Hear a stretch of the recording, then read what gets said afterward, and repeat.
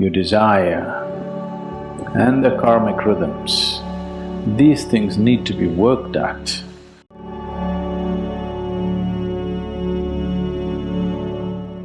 When it comes to the innermost core, it is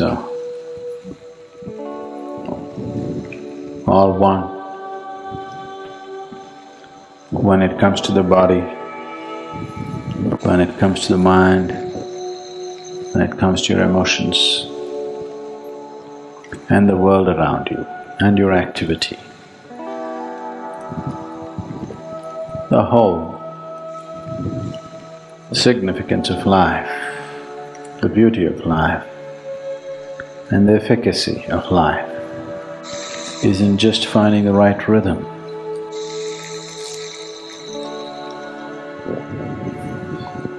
What is your rhythm? If you listen to the outermost surface of who you are, there will be one kind of rhythm. If you delve a little deeper, there will be another kind of rhythm. There is a very surface rhythm which will find expression in very fundamental needs and compulsions of who you are.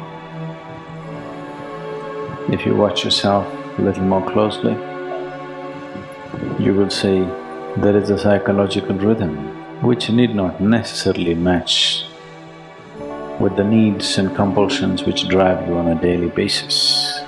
If you watch with a little more sensitivity, you would notice an emotional rhythm which is of a completely different nature than your psychological rhythm. If you watch much more keenly, you may notice a certain chemical rhythm which could be more connected to our emotional cycles than anything else. If you watch with much more awareness, you may notice a certain energy rhythm which will not have anything to do with any of these things, but it causes everything else. But if you look deep enough, there is no rhythm, it's utter stillness. There is nothing to do about one stillness, just to take a dip is all you can do. But all the other realms need to be worked at. Your energies, your chemistry, your emotion, your thought, your body, your desire and the karmic rhythms. These things need to be worked at, otherwise you will be just a repetition of the past. If you get into a certain rhythm which is compulsive within you, you will be just a repetition of the past over and over again. Nothing new will ever touch you. So to find the rhythm and consciously to change the rhythm, to make the rhythm more profound, more complex or more simple, above all, to be able to consciously change the rhythm, not to be like a broken record that you go on singing the same rhythm all the time, all the time, all the time. At the age of 60, somebody comes to me yesterday and says, "My husband is not paying enough attention to me." I said, "You must be glad."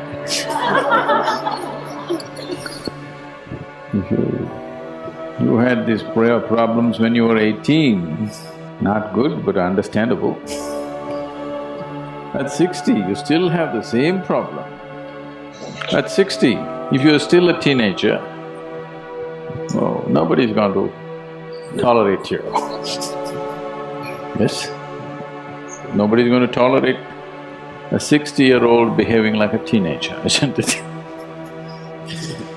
So, if you do not learn to consciously change the rhythm of body, mind, emotion, chemistry and energy, you will become like a broken record, simply repeating the same things over and over again. The easiest way or the simplest way to break the rhythms which are compulsive within you is to start doing things that you don't like. You would like to start the morning with a chocolate, But here you start with a neem ball. Just what you don't like. If you want to break your emotional rhythms, the simplest thing is to look for somebody that you cannot stand and to work with them. Choose them as your partner to work with, somebody you just can't stand. These are simplest tools, maybe drastic, but if you don't want to waste time in your life, that's the way to go. To just get up in the morning and do what you don't like. And after some time, you will see your likes and dislikes are essentially your making. They're not some God-given laws as to what you should like and what you should dislike. It's got nothing to do with the object of your like or the object of your dislike. It is just your compulsiveness which draws you to certain things and repels you from certain other things.